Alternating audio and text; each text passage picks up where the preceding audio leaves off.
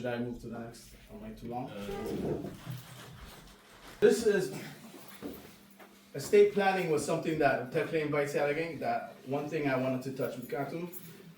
It's not something we see in our community a lot of times. And now, after the fact, so most of the time when people come to me, it's after somebody passes away. And now, how can we resolve the two? And now, obviously, there are challenges.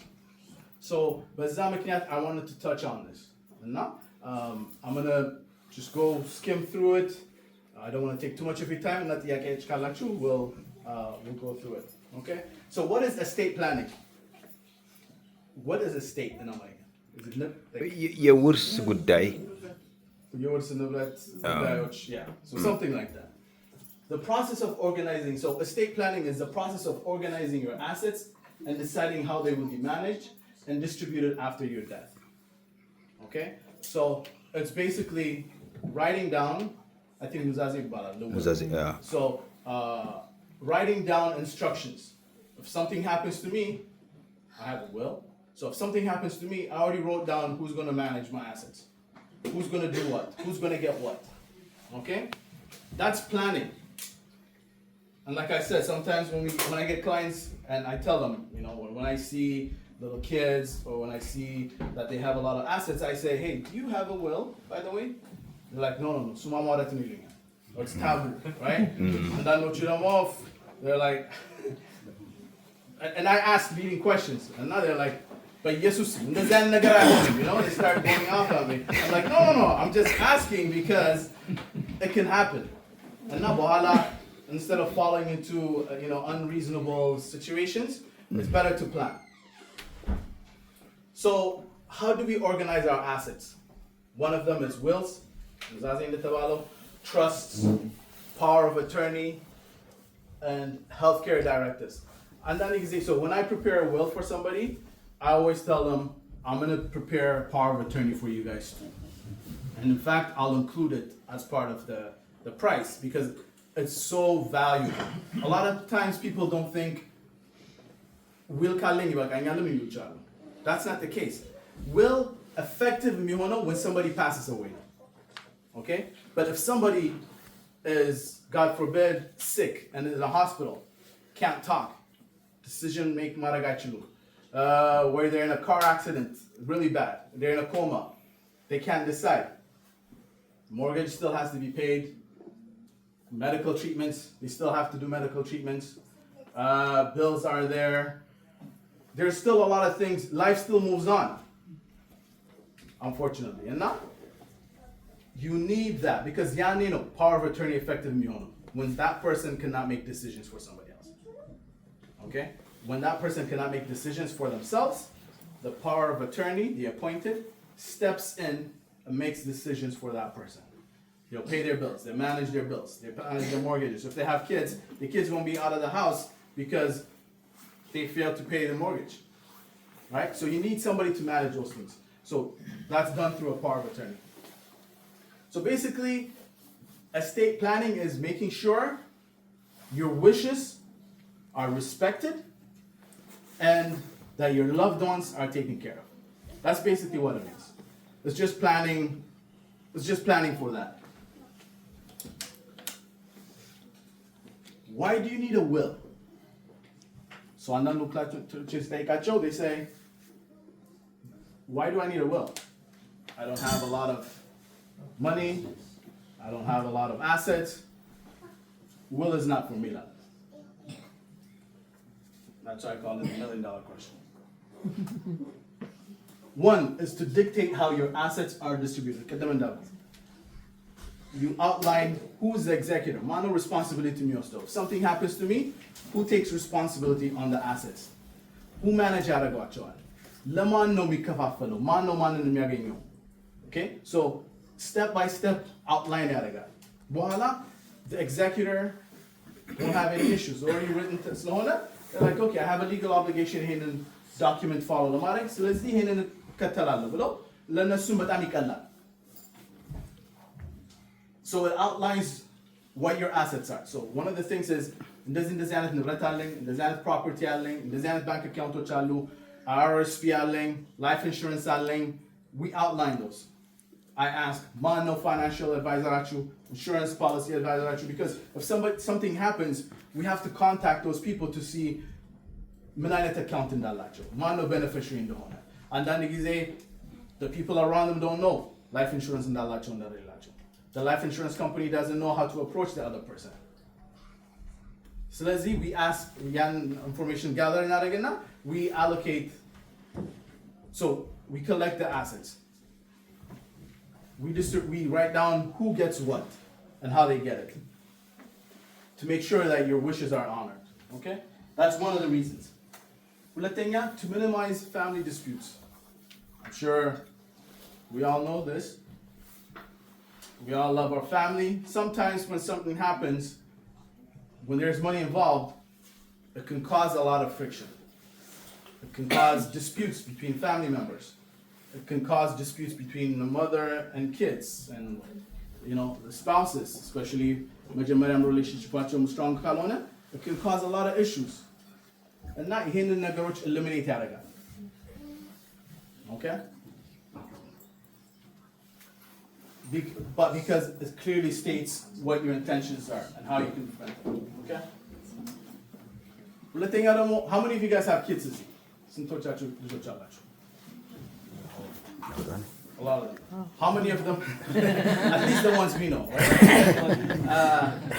At least, how many of them are under the age of 16 or 18?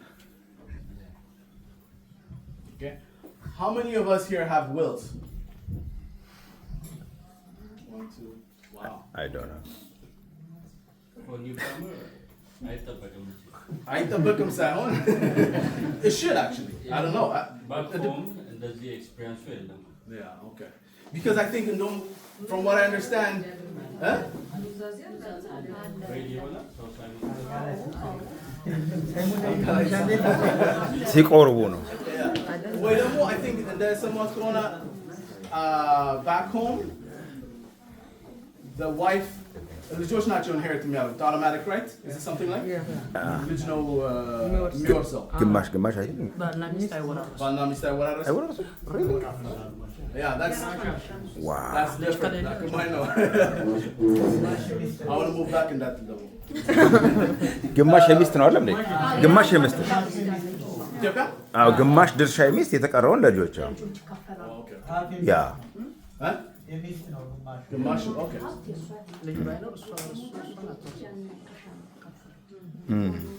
Okay, I wasn't aware. Some people told me that YouTube channel or something like that. No. So, my question was again, how many of you, a lot of us have kids, Izzy. Yeah. Okay? Here, the law is the children's interest is at the most, the government says, the interest of the children is at the most high priority.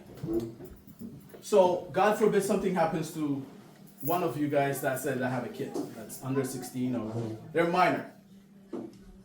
Who's going to make those decisions? The government will step in. The Children Aid Society will step in and say, you know what? Okay. Even if you have a family member that can take them on, they always have to consult with the Children Aid. Because they want to make sure the children are taken care of. And that's a huge headache. Decision when you want to move them to school, you got to let the government know. You want to move them, just on every almost angle, you have to consult with them. Even if they have any court litigation and everything that the Children's Aid Society has to be involved. Do we want to leave that up to the government? Right? You want to appoint the people that you trust to raise your children. Right? So that's why a will is important. ምክንያቱም guardian appoint ማድረግ ይቻላል። That's one of the reasons when I see families, young families with kids, I always ask, it doesn't matter if you have a lot of assets. You need to appoint a guarantor. For your children. Okay? Because I've had certain situations where a client came in and it was hell. Because the court takes a long time if there's no will to process, to appoint somebody. ወንድም መጥቶ okay የወንድሜ ልጆች ናቸው I want to step in raise values you have to apply to the court. There's procedures and it's very expensive. You got to pay legal fees, you got to pay court fees. It's easier to have a will. It's cheaper, much cheaper to have a will than go to court system to appoint, litigate, fight. And someone else, maybe another brother will say no, I want to raise his kids. I don't like the way he raised his kids, so I want to step in, right? So it can cause fights. It just complicates a lot of things. That's not why we need a will.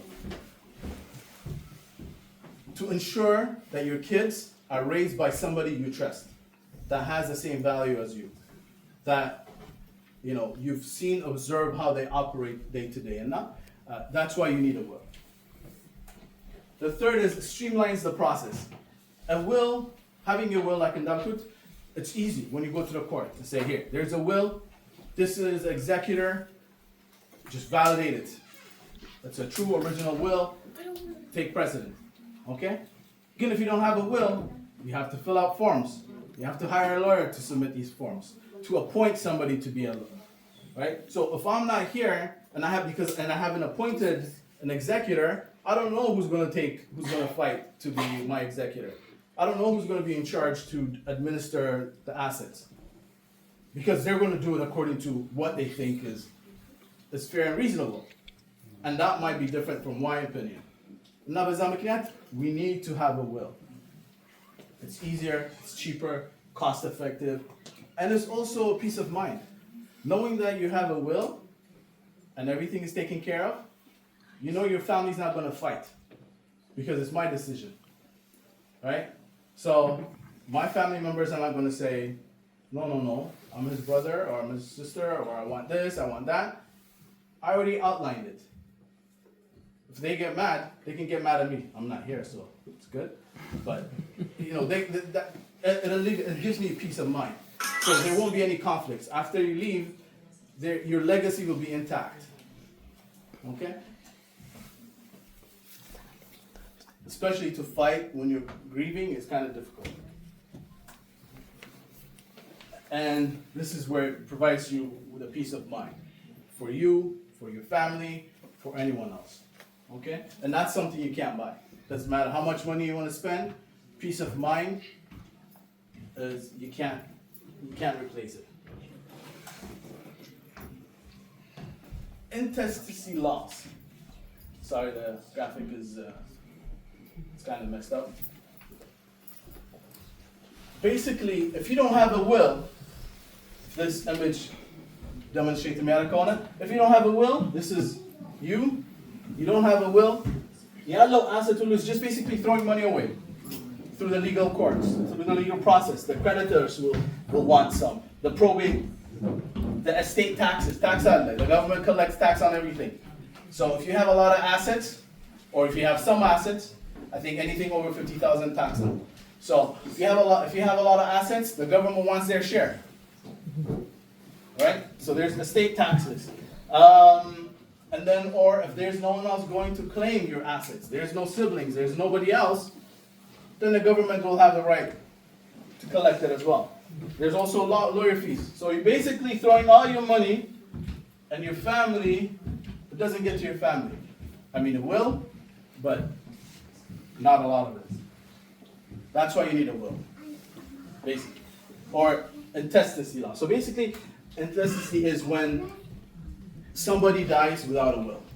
Will Sanorachu, if somebody passes away, there is rules and laws, guidelines, who takes what, who's responsible, dictated based on that law. Okay? Spousal rights. So if something happens and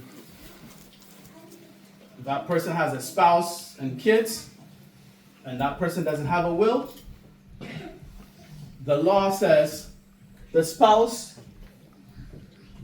if there's no children, first of all, if there's no children, the spouse gets everything. Okay?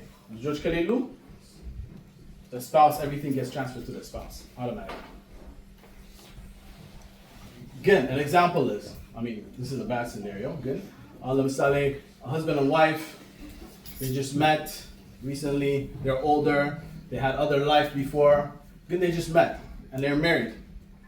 But the husband has a couple of kids. Now he wants his assets to go to his kids. Again, he's married to his wife. He doesn't have a will. He just met the person 3 years ago and they got married. The kids are adults, 20, 30, 40, 50 years old.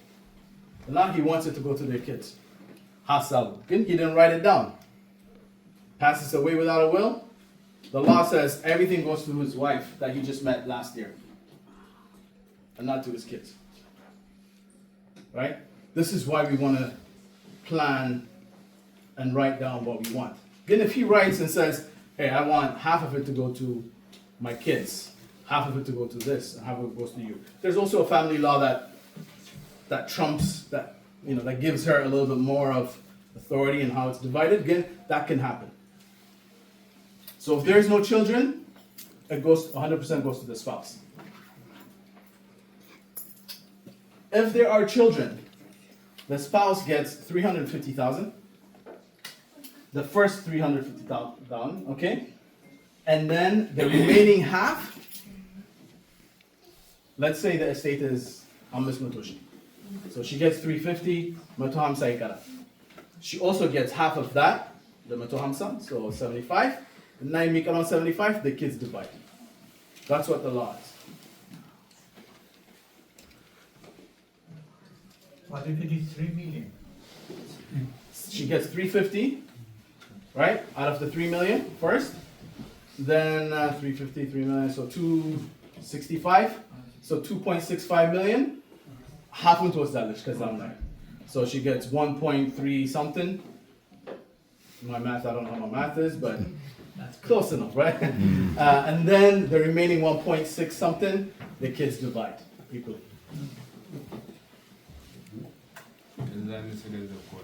Huh? She gets everything.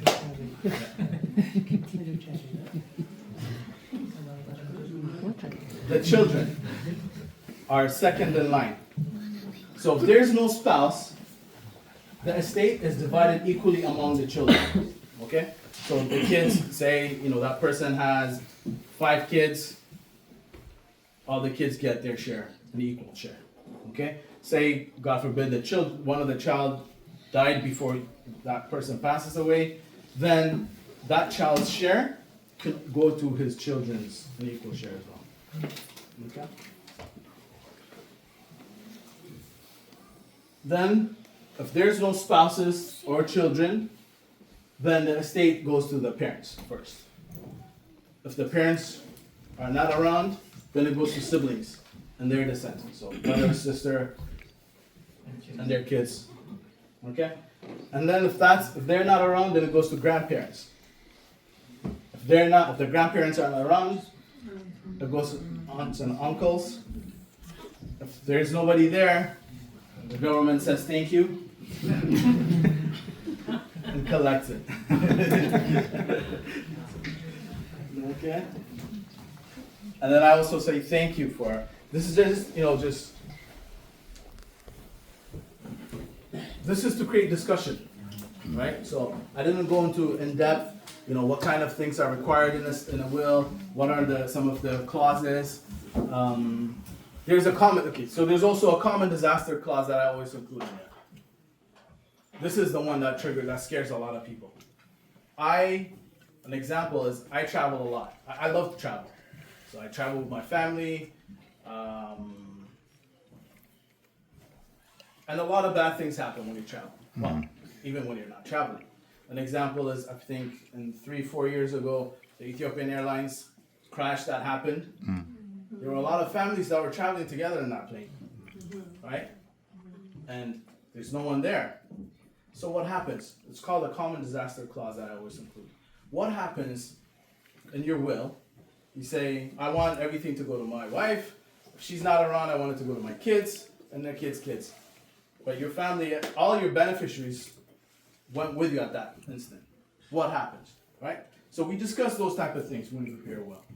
A lot of times, that's when I get a lot of pushback, and they say it's not going to happen. They say a lot of stuff, but you have to think about those things, right?